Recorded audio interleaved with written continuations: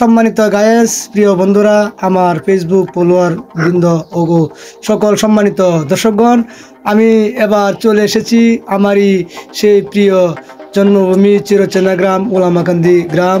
সেই উলামাকান্দি গ্রামে এসে আমার প্রিয় ভাই, আমারই শ্রদ্ধেয় ছোট ভাই দুলাল, যাকে আপনাদের মাঝে কিছুদিন আগে উপস্থাপন করেছিলাম, যার মাথার চুল অনেক বড়।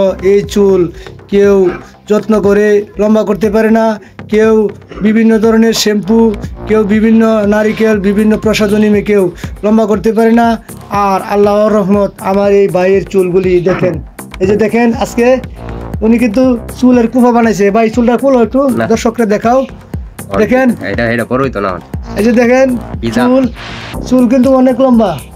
এই যে দেখেন একটা কুপা যে করছে ভাই, এই তার কুপার সিস্টেম দেখে আমিও কিন্তু মাথার চুল লম্বা করতেছি। তো আমি যেহেতু কবি মানুষ, আমারটা লম্বা হবে না। এই যে দেখেন তার চুল, এই যে দেখেন কত লম্বা। সে কিন্তু অনেক লম্বা চুল। দেখো পাবলিকরে চুলটা দেখাও না,